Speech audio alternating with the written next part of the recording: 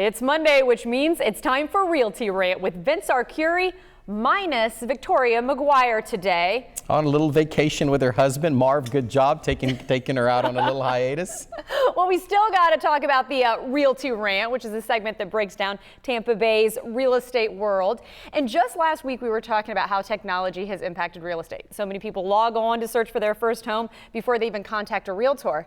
But the flip side, the internet's also good for criminals? Absolutely. There's many scams out there for real estate criminals, if you will.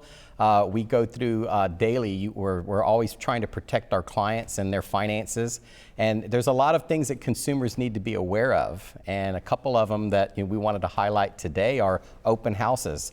Okay. I think that open houses are something that as the consumers have become very comfortable, it's a very traditional way of, but to me, it's also pretty dangerous because you don't know who these people are that are pulling up to your home. Sometimes multiple people get out of the car and they're going to be going through while one person distracts the real estate agent, the other people are either scouting the house for a future robbery or maybe going through the cabinets to see what's, to scam the valuables and steal the valuables. So you have to be very careful with that type of marketing on homes. I try to discourage it with the technology that's available today. It's really not a great way to market a home. I was going to say, so maybe if you do work with a realtor and you're getting ready to list your house, it's not necessarily a bad thing if the realtor chooses not to have an open house. Maybe the people should be a little more open-minded, realizing it's for their own safety. Well, like we talked about last week, there's pictures, there's videos available online, and the buyer, you should always pre-qualify a buyer before you bring them into your home.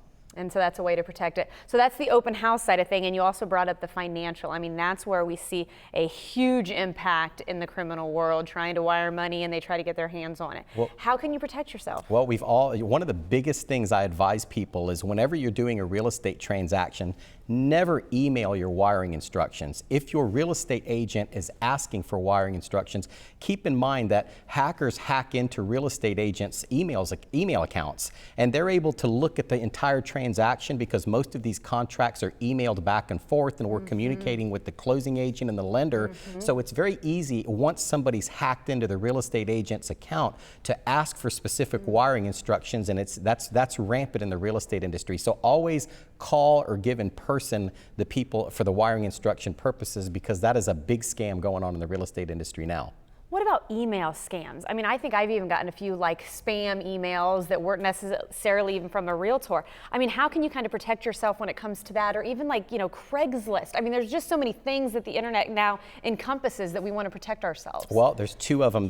One of them is you mentioned Craigslist, and one of the common scams are people on houses that are for sale. A criminal can go into a common website where properties are found. They steal the pictures, they steal the property description, and they put an ad on Craigslist posing as the owner of the property.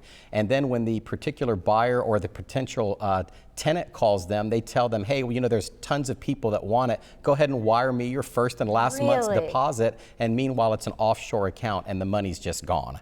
So that's one scam. And then also, you talked about the squatters and people that just show up on a vacant house. You really have to protect your home. If you're an investor, have an alarm. Never let the power get turned off. Always have an alarm system so that the police, because if you think that you're just going to show up and call the police and say somebody's living in my house and they're going to make them leave, you've got another thought coming. Oh, that is so scary. I mean, so many things I feel like. I know we just gave a little bit of a list there, but overall, how do you protect yourself? I mean, what can people do? Because it's a very intimidating world. Well, it's very, you have to really interview your real estate agent. And Tampa has some of the best real estate agents. I travel all around the country, and Tampa does have some of the best real estate agents in the country. Make sure you interview the real estate agent to make sure they've got the experience to handle a transaction like this, because most of the people getting burned, and of course, experienced agents like myself are not exempt from these scams because we've had squatters in our properties. It does happen to everybody, but just get their background, and the more experience they have, I think the less likely that you're going to be involved with a scam, and they'll give you the red flags. For example, you had mentioned the spam and the email thing. One thing that I just want to end on is that if you sell your home and you get one of the biggest scams in the real estate industry going on today is the post-occupancy scam, where you get a email from somebody saying, oh, we forgot this, and you just had a closing on a home, and we need this money to send us a check for the recording of a deed or something. all of your monies are paid at closing, and there will never be a post-occupancy money due for anything. So when you see something like that, just remember it's probably a scam. Well, 90% of real estate is sold by the top 10% of the realtors. That is true.